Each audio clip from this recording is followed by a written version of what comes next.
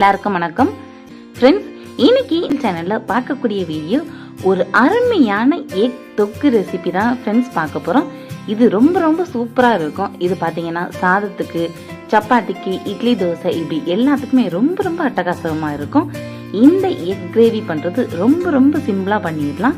இதை எப்படி பண்றதுன்னு சொல்லி வீடியோக்குள்ள போய் பார்க்கறதுக்கு முன்னாடி நம்ம சேனலை மறக்காம சப்ஸ்கிரைப் பண்ணிக்கோங்க ஃப்ரெண்ட்ஸ். ஓகே ஃப்ரெண்ட்ஸ், வாங்க வீடியோக்குள்ள போகலாம். இப்போ எக் கிரேவி பண்றதுக்கு 4 முட்டை வேக வச்சிருக்கேன். இப்போ அந்த முட்டை எல்லாத்துலேயும் இந்த மாதிரி கத்தியை வச்சு கீறி வச்சுக்கலாம். இந்த மாதிரி கீறி நம்ம சேர்க்கும் போது மசாலா எல்லாம் முட்டையில இறங்கி சாப்பிட்றதுக்கு ரொம்ப அருமையா இருக்கும். இப்போ ஒரு இரும்பு கடாய் வச்சுக்கலாம். கடாயை நல்லா சூடானதுக்கு அப்புறம் 2 ஸ்பூன் எண்ணெய் சேர்த்துக்கலாம். எண்ணெய் நல்லா காஞ்சதுக்கு அப்புறம் 1 டீஸ்பூன் அளவுக்கு சீரகம் சேர்த்துக்கலாம். சீரகம் பொரிஞ்சதுக்கு அப்புறம் 2 பட்டை, 3 கிராம்பு சேர்த்துக்கலாம். எல்லாம் சேர்த்துட்டு 1 கப் அளவுக்கு வெங்காயத்தை இந்த மாதிரி சின்னதா கட் பண்ணி வச்சிருக்கேன். இது எல்லாத்தையும் சேர்த்துடலாம். நீளமா கட் பண்றதை விட இந்த மாதிரி சின்னதா கட் பண்ணா கிரேவி நல்ல டெக்ஸ்சரா கிடைக்கும். இப்போ இந்த மாதிரி சேர்த்துட்டு வெங்காயத்தை நல்லா வதக்கி விட்டுக்கலாம். வெங்காயம் நல்லா வதங்கி வரணும். அந்த நேரத்துல இப்போ கொஞ்சமா கறிவேப்பிலை சேர்த்துக்கலாம். கறிவேப்பிலையும் சேர்த்துட்டு இப்போ 1 ஸ்பூன் அளவுக்கு இஞ்சி பூண்டை தட்டி சேர்த்துக்கலாம். இஞ்சி பூண்டை தட்டி சேர்த்துட்டு இஞ்சி பூண்டோட பச்சை வாசனை போற அளவுக்கு நல்லா வதக்கிக்கலாம். இப்ப பாருங்க, ஓரளவுக்கு நல்லா வதங்கி வந்துட்டு இப்ப பாத்தீங்கன்னா ஒரு மிக்சி ஜார்ல 2 தக்காளியை இந்த மாதிரி கட் பண்ணி சேர்த்துக்கலாம். அது கூடவே ஒரு பச்சை மிளகாய் சேர்த்துக்கலாம். நான் சின்ன பச்சை மிளகாய் இருக்கிறதுனால 2 சேர்த்துக்கிறேன். நீங்க பெருசா இருந்துச்சுன்னா 1 சேர்த்துக்கோங்க. கொஞ்சமா கொத்தமல்லி தழை, ஒரு 4 புதினா இலை மட்டும் சேர்த்துக்கோங்க. இது எல்லாம் சேர்த்துட்டு இப்போ நல்லா அரைச்சிக்கலாம். அரைச்சிட்டு இப்போ வெங்காயம் நல்லா வதங்கி வந்துட்டு இப்போ நம்ம அரைச்சி வச்சிருக்கிறத அதில் சேர்த்துக்கலாம். இப்போ சேர்த்துட்டு இப்போ இந்த மசாலா நம்ம பச்சையாக அரைச்சிருக்கோம். அதனால பச்சை வாசனை போகிற அளவுக்கு நல்லா எண்ணெயிலே வதக்கிக்கலாம்.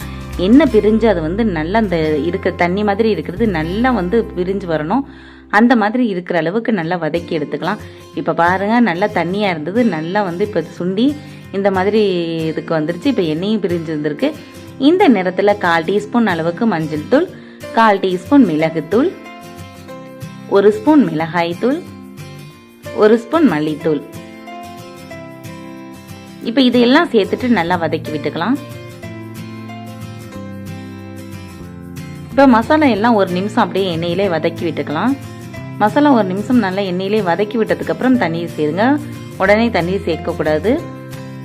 இப்ப எல்லாம் நல்லா வதக்கி இருந்ததுக்கு அப்புறம் இப்போ மிக்சி ஜாரையே அதுல தண்ணீர் சேர்த்துட்டு இப்போ அலசி சேர்த்துக்கிறோம். தண்ணீர் கொஞ்சமா பார்த்துட்டு சேர்த்துக்கோங்க, இல்லைன்னா ரொம்ப தண்ணியா போயிடும். இது கொஞ்சம் நல்லா திக்கா இருந்தாதான் இந்த கிரேவி ரொம்ப சூப்பரா இருக்கும். சப்பாத்திக்கெல்லாம் ரொம்ப அருமையா இருக்கும். இப்போ நான் தண்ணீர் கம்மியா தான் சேர்த்திருக்கேன். பாருங்க, ஒரு 1/2 கிளாஸ் அளவுக்கு தான் சேர்த்திருப்பேன். இப்போ நல்லா சேர்த்துட்டு இது மாதிரி நல்லா கலந்து விட்டுக்கலாம். விட்டுட்டு இப்போ கிரேவிக்கு தேவையான அளவு உப்பு சேர்த்துக்கலாம். உப்பு சேர்த்துட்டு நல்லா கலந்து விட்டுக்கலாம். நல்லா இந்த மாதிரி நல்லா கொதிச்சு வந்துகிட்டு இருக்கும்போது நம்ம எடுத்து வச்சிருக்க முட்டையை இதுல ஒவ்வொன்றா சேர்த்துடலாம். இந்த கிரேவி பார்த்தீங்கன்னா எல்லாத்துக்கும் ரொம்ப அருமையா இருக்கும். சப்பாத்திக்கெல்லாம் ரொம்ப அருமையா இருக்கும். இப்போ பாருங்க, முட்டை எல்லாத்தையும் இதுல சேர்த்துக்கலாம். சேர்த்துட்டு இதை அப்படியே முட்டையை நல்லா கலந்து விட்டுட்டு மூடி போட்டு இப்போ மூடி வச்சிடலாம். நல்லா கிரேவி எண்ணெய் பிரிஞ்சு நல்லா பார்க்கறதுக்கு அவ்வளோ சூப்பரா இருக்கும்.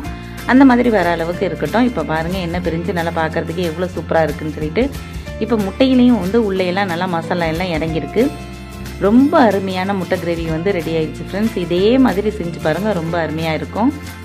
இதே மாதிரி நீங்கள் ட்ரை பண்ணி பார்த்துட்டு எப்படி வந்துச்சுன்னு சொல்லிட்டு எனக்கு கமெண்ட்ஸில் தெரிவிங்க. இப்போ கடைசியாக இறக்கினதுக்கப்புறம் கொஞ்சமாக கொத்தமல்லி தழை தூவிடலாம். அவ்வளோதான் ஃப்ரெண்ட்ஸ், ரொம்ப அட்டகாசமான முட்டை கிரேவி ரெடி ஆயிடுச்சு. இது கூட நீங்கள் கொஞ்சமாக கரம் மசாலா சேர்த்துக்கிட்டாலும் இன்னும் அருமையாக இருக்கும். இப்போ நான் சொன்ன அளவுகளோட இதே மாதிரி நீங்கள் செஞ்சீங்க அப்படின்னா கிரேவி இந்த மாதிரியே ரொம்ப சூப்பராக இருக்கும்.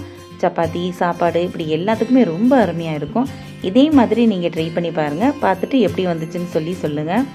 ஓகே ஃப்ரெண்ட்ஸ், நம்ம சேனலை இது வரைக்கும் பொறுமையாக பார்த்துக்கிட்டு இருக்க எல்லாருக்கும் ரொம்ப நன்றி. நம்ம சேனலை தொடர்ந்து சப்போர்ட் பண்ணுங்கள் ஃப்ரெண்ட்ஸ். அப்போ தான் அடுத்தடுத்த வீடியோ போகிறதுக்கு எனக்கு ஒரு மோட்டிவேஷனாக இருக்கும். ஓகே ஃப்ரெண்ட்ஸ், தேங்க்யூ, பாய்.